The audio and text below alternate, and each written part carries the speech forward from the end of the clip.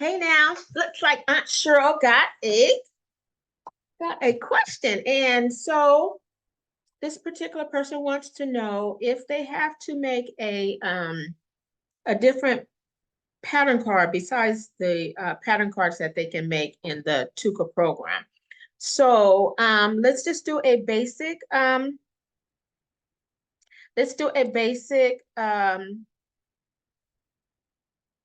pattern card to show.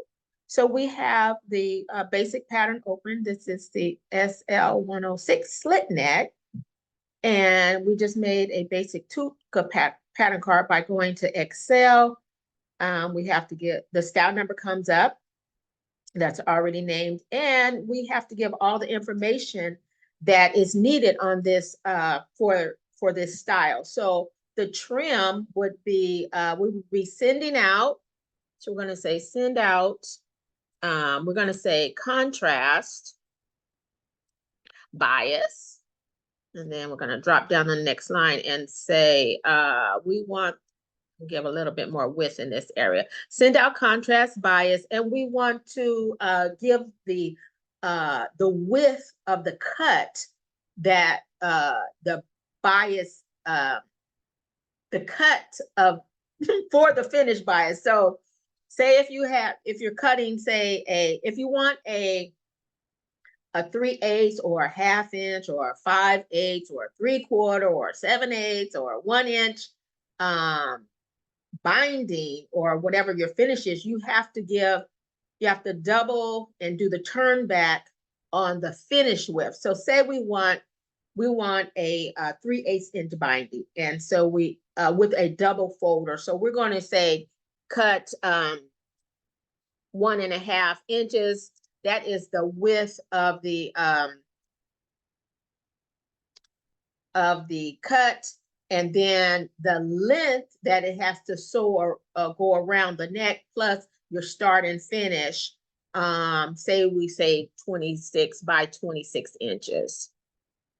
26 inches. So we got that. If we had any outside work, say that this style is being sent out for a screen print. So we're going to say send out, we're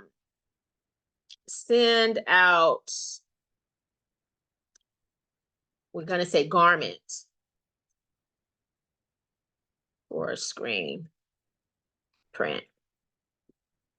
And then I'm just going to widen this section here so we can see all of that.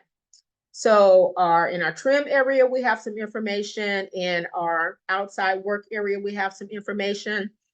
Even if I wanted to change, say if I don't want this to say measurements, but I want this to give some sewing instructions, I can just make that change right here. So I can say construction. And if I need a little bit more width, I just give that to myself. And I can say that this is a 4, since it's a t-shirt, I can say it's a 4-thread overlock machine that we're using. And I can say thread to match.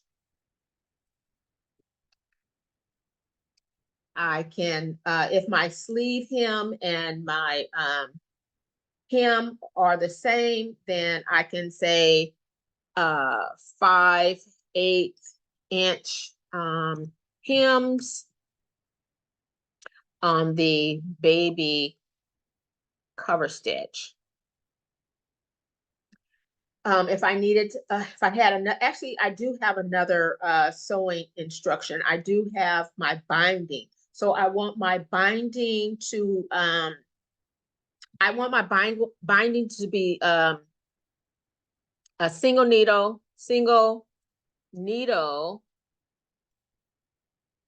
binding, single needle binding. Okay, so just some basic instructions, and I can throw that into Excel, and then that will create my basic pattern card. But what I did forget to do, when I want my pattern, when I'm ready for my pattern card to print out, I can attach the picture that I want to go on to the pattern card. So I'm going to simply go into a attached preview. And in this, I could leave this where it's just the pattern pieces on the screen, but I want to pull a sketch in, and let me find the folder that I may have my sketches in. This probably says sketches. And then, ooh, let me see. Let me see what it could be. I should have had this on large. Okay, yeah, let me just change this to large so I can actually see the sketch. And I'm gonna pick a slit neck. There's one with a screen on it as well. Hey, there's the three ladies. Let's do that. Let's pick the three ladies. So we're gonna pick that, and this we're gonna say, okay, so now when we print out this pattern card, it will have that sewing information. It will have our front, back, our sleeve. It will have our picture of our sketch. So that is a basic sketch. That's what the question came. Do they have to do something besides the basic sketch? Something besides the basic sketch from the Tuka program? Well, it depends on what your company wants and what your company is providing for you to use. So if it's your brand, you can simply use if you don't have the these different programs that go from one department to the other department, you don't have access to that, but you do have access to Excel, then you can make a simple pattern card and a tech pack. So let's go ahead and do that. So I have some preset. Let's share the screen again, and let's find a tech pack for a pattern card. Here we go. And we're going to share that now. So this is a pattern card. So it's pretty simple. So you want to give your style number. You want to give the store that you're making it for. You want to identify your sizes that's in it. The fabric, if you have contrast, lining, fusible. You also who the pattern maker is. Over here in this area, it's very important to put the company information, because you may likely be sending the pattern card to a grader that deals with multiple companies. So your grading and the way you do things may be a little bit different from someone else. So this is a basic pattern card. I'm going to go ahead and show you a couple of things on here. So this one is already set up to be a sort of a complete tech pack. So everything that you want all the information that you want to give your vendors should be in this pattern card, and also not just your vendors, but also the other departments in the manufacturing company that you're working with. So because other people will be doing their costing, they will be buying the fabric, they'll be setting up the cuts, they'll be giving the contractors the information that they need, and even other vendors, maybe the ones that are cutting your bias, vendors that are doing your screen prints and doing your washing. You'll be setting up all that information on your pattern card. So pattern card is very important. This is a basic pattern card. So we're going to go ahead and you keep one blank. You keep a blank master pattern card, and then you make all your new styles from your blank one. So notice that we have pattern card, we have sheet 2. Sheet 2 is pre-set up things that you may need for your company. Okay. And then you have one that has a spec sheet. So you would set up, you'll put your sketch, style number in, and whatever measurements that you may have your target measurements that you're starting with, that the designer may think that they want. And then you would have go to your when you have your first fitting, you write down the measurements for that. If you have a second fitting, you write down your measurements for that. That may be finalized. And then when you have your correct fabric, that is the real fabric that your garment is being sold, that has been sold in, then you give that measurement. And then you have the TOP, which means top of production. So once the contractor send back your sewn garments for approval, or you have that's where you put those measurements in. And if you need to expand this sheet, you go ahead and expand it. You're also going to have a grade sheet that has your company grade rules in it. So this one is all set at 0, and the base size on here is at medium. When you plug in a number, then the sizes will expand. And then you will have your fit comment. So if you're sending to a contractor, or you're sending overseas, or any other vendor that is not your company, then you have to give information once the garments come back to you as a pattern maker. Okay, so we're going to stop sharing that one, and then what we're going to do is going to pull up one that is already made for this t-shirt that we did. So let me find that. So we want to find the tech pack that was already open for that style number. Which one is it? Here we go. SL106 slit neck. Is that it? Oh no, that's actually, let's look at this one. Let's look at this one. This one actually is the Tuka one. I thought I inserted the picture. I didn't insert the picture. Or maybe I didn't save it. So yeah, this was already here, because yeah, I gave all that sewing information, and I guess I didn't put in the sometimes you just have to move some things over once you see where they come in from the program. You want everything to be as clear as possible. So I thought I had set in that sketch. We're going to stop sharing that. How about we just go back to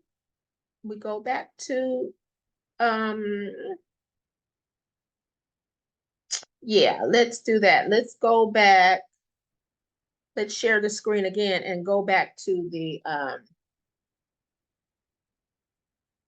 that's Excel. Where is my, there it is. Okay, so we're going to go back to this pattern here, right? And I thought I said file, attach preview. There it is. Yeah, I did say okay, didn't I? Yeah, you guys saw that on the screen. I know I'm not crazy, right? I'm sure it's not crazy. I'm sure it's not crazy. So let's oh, I have a couple of them open. Is that what's going on? Let me close that one that's there already. Okay, and let's not save it. No, so let's do Excel again and Excel that. Okay, it says it already exists, so yes, I do want to replace it. And then there it is, and let's see, there my sketch is, there it is. And if it comes too small, just go ahead and modify the size. There you go. And then there it is. Yay. Okay, let's save that. All right, so let's stop sharing that. So now let's find the Excel tech pack that I started already. Okay, it's this one. So I'm gonna delete these other ones. And we are going to share our screen again, and we're going to find that Excel tech pack. Oh, I have the wrong style number on it. That's what's wrong. I don't have a style number on it. I started it, but I did not put the style number on it. That's what happened. So, okay, so I think the style number was SL106. and we did describe it as the slit neck t-shirt, the slit neck t-shirt. So what we always want to do, we want to have the store that we're making the t-shirt for. So this is me making the t-shirt for my company. So I am just gonna say it's for by Sheryl apparel. And then this is in sizes. This is where I decide, or the salesperson or the buyer, whoever bought the garments, they said that they wanted you to make this t-shirt in a size extra small, a medium, a large, and an extra large. If this was different, you just simply change it here. If they did not have an extra small, you don't waste your time making it. And then you just have small, medium, large, extra large. But I'm gonna go ahead and put that back. Okay, but that's where that's your size ratio. That's your size ratio. Okay, your size scale, and the ratio is, say the store may want one small, two medium, two large, and one extra large. So that ratio, size ratio, will be 1, 2, 2, 1. Small, medium, large, extra large. 1, 2, 2, 1. And then you would set your when you're setting your grading on your pattern, you just do for small, medium, large, and extra large. And then for your marker, the marker maker will have to make sure it's one small, two medium, two large, and one extra large in the marker. Okay. So we always want to have the type of fabric that we're working with. If you have a fabric number, you can put that on there. I just described my fabrics. So then in my contrast, I have that it's an African cotton. So here in the pattern pieces area, with myself, I have one front, I have one back, I have two sleeves.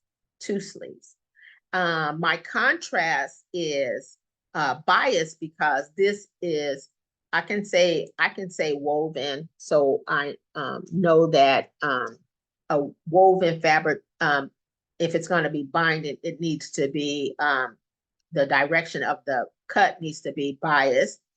I have it at cutting 1.5 inch width. I can say width here.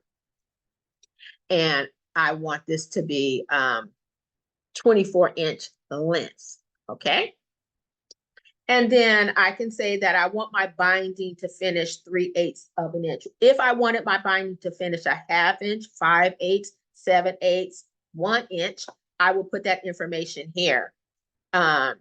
And say, I said I have a screen print on this front. So there will be a template for the screen print.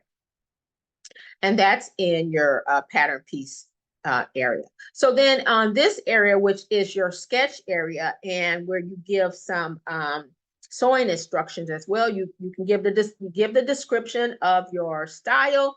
You can say, since we know that it's a knit garment, that it's going to be a 4-thread overlock, and pretty much we want all the thread colors to match the self. Just that's the main color. We give the instruction that we want our finished binding to go around the neck, and we want to use a double folder, and we want the needles to be a baby cover stitch. We could say we wanted this to be single needle cover stitch, baby cover stitch, or just cover stitch. We could word it as double needle cover stitch. We could decide based on the fabric, based on the width, if we wanted this to be a single folder, that means it will be raw looking on the inside. It will be one folded edge on the outside of the garment, and then that other edge on the inside will just simply lay over the neck or wherever you're placing it. And the cover stitch will cover that edge. Okay, so, but basically, especially when you're using a woven, you want it to turn twice, and it will be folded on both sides of the neck. Then here I simply giving the sleeve hem. I say I want 5/8 inch hem. I could say 5/8 inch sleeve hem if I'm being very specific. And then here I'm saying I want a 5/8 inch hem, and I want them both to be baby cover stitch. And so that is simply letting the sewers, contractors know baby cover stitch is about 1/8 inch gauge needles apart. A regular cover stitch is about, the needles are about 1/4 of an inch apart. If you had, if you're using a multiple needles, 3 needles, you can say triple cover stitch. You can also say, you can give the spread of the needles. You can say 1/8 inch cover stitch, or you can say 1/4 inch cover stitch. So you want to give some direction. You have to give some direction to the sewers as to what to do. It is your style. It's a designer style. As a pattern maker, you give the best information for the fabric, the best information for the style. Okay. So in this area over here, that's fabric. We want to give our fabric width. We can decide based on the information that's on the preset given to us.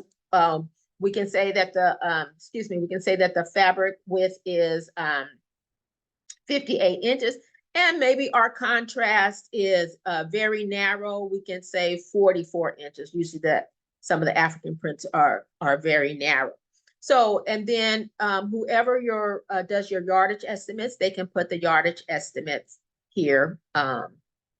Or if you're doing it in the computer, you can put the yardage estimates here. The cutters can do it. You can do it, whoever is assigned with your company. Okay. Notice my drop downs. Notice these drop down arrows. So this is where you have preset information already there, and that's attached to sheet number 2. So sheet number 2, in order for these drop down arrows to work, sheet number 2 must be attached. You cannot delete it, or else you will have to just type that in every time. So you have your preset information. You may want, say you have, sort of have this in alphabetical order. You can change anything that you want, but you want to keep the basic things. So I have, say in this button area, say I wanted a button by Sheryl, if I had my own buttons, right? By Sheryl. You can change that there. If your care label is not usually personalized, but it could be personalized, because maybe Sheryl only uses 100% cotton, and then so your care labels maybe will always say a specific thing that your company does. So you can personalize that if you like. So I'm just gonna go back up to and say by Sheryl. And say you had your labels. You can have a label for your company. You can say company. You just simply type in whatever you need, or you can, this one, of course, is mine, so I have a preset on label by Sheryl. You can add anything. You want your main label. You may have a couple of main labels, so you may want your small main label. You can put that there. Okay. So when you go back to the pattern card, notice before this just said care label. Now it says care label by Sheryl. Hang tag is here. So if I had buttons on this particular garment, I can go ahead and use this drop down, find buttons, and I want the it's in alphabetical order, so I don't have to go past the C's, right? So if I wanted a button by Sheryl, there it is. I will simply say how many buttons I wanted. Say it was, I don't know, 3. I will give the size of the button. 24 line, and I can say it's a two-hole metal. So you want to describe it as best you can with, limited words, okay? Because you just have to give the basic information, and then the tech packs will be more defined. If you have another department for that, or you just give all the information here. If you had the number that your company gave the button, or the vendor's button information, you can put that here. And so you can use this drop down area to put in anything you needed. Say we had some ribbon, a quarter inch ribbon. We can say we need say we were putting the ribbon on top or below the neck binding. So say we needed about 20 inches, what do we say for the binding? 24 inches, something like that. 24 inches, whatever you need on the garment has to go on the pattern card. Okay. So I believe we said we had some send out. So we're sending out. It already says send out. So you can just say SO. Send out contrast bias cut 1.5 inches by 26 inches. I can't remember the exact number. You can say per garment. Okay. And I think we said we were sending out, the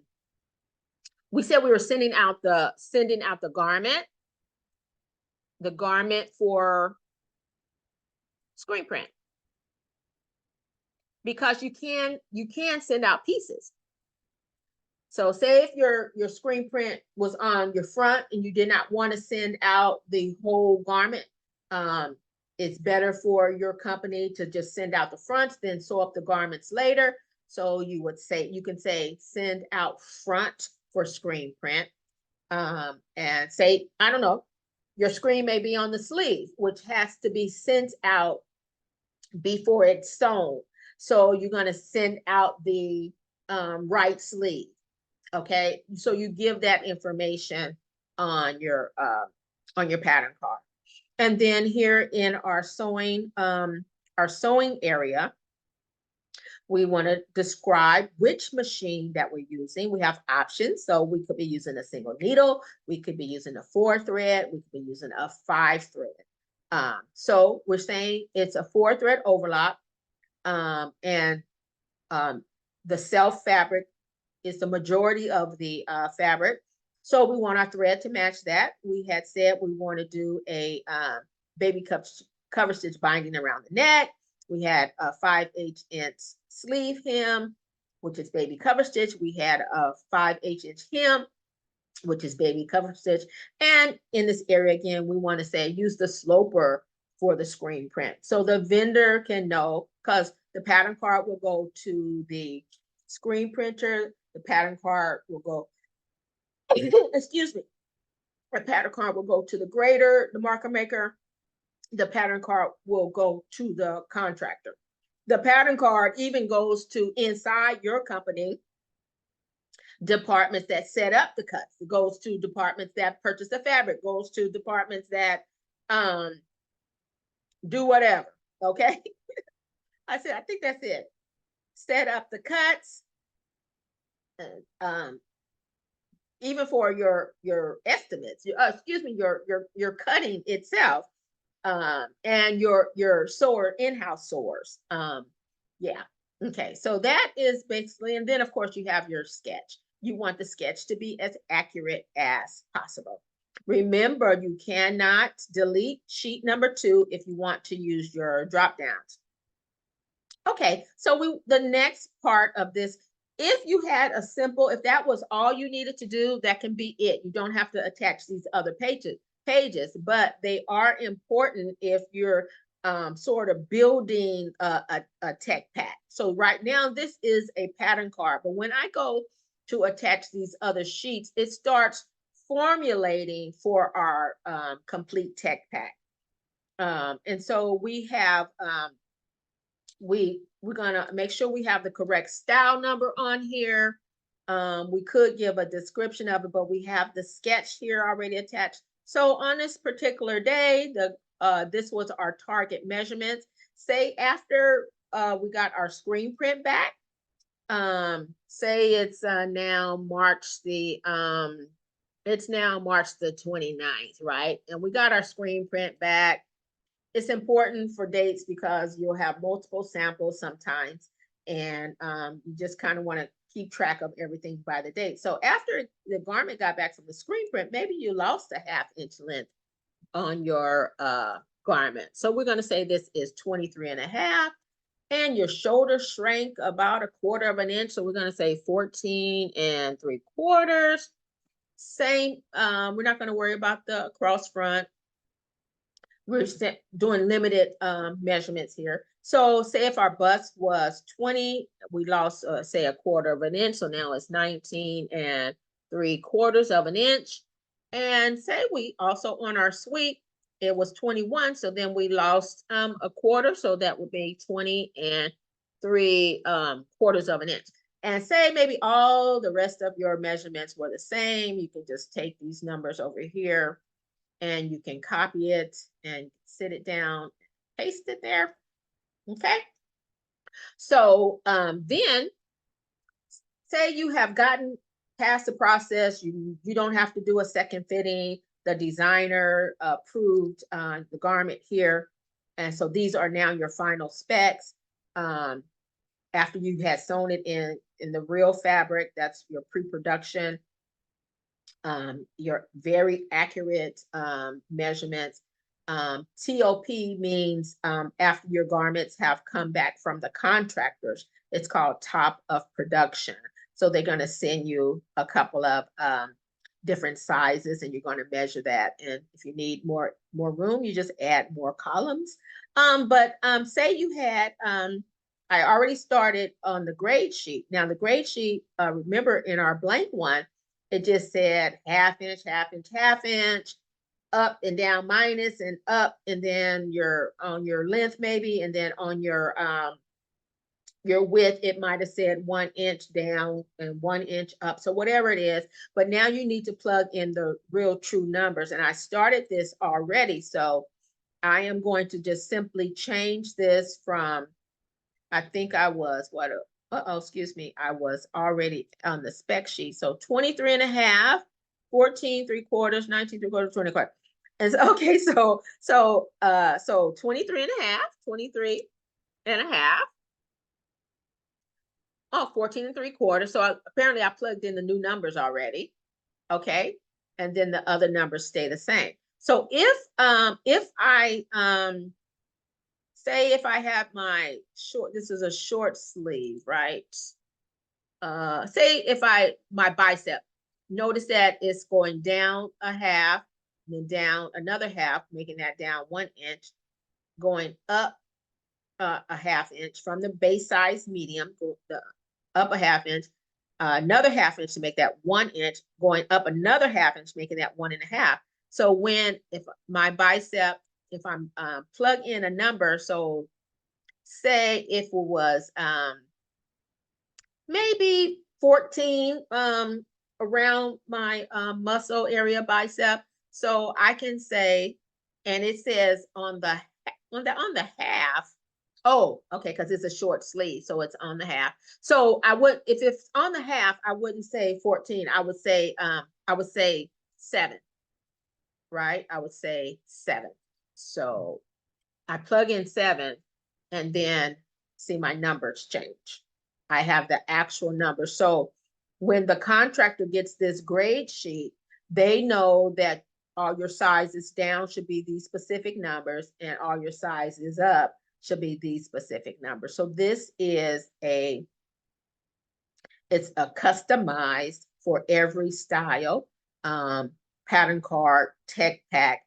And if you choose to do all of this for your company, you can do that. There are other programs that work just as well. Let me see. Let me let me stop sharing here and show you. So this, let me save this. Oh, auto save is on, so I don't have to worry about it, but I like saving my stuff. I want to lose it, right? Okay, so I'm gonna stop sharing. But anyway, so we went from a basic Tuka pattern pattern card similar to this to a pretty detailed pattern card. And I hope that answers the question and shows the one who sent the email about how to expand from the basic Tuka pattern card to an Excel pattern card. And remember, whatever your company provides for you, that's what you use. Take care. Bye now. Great day.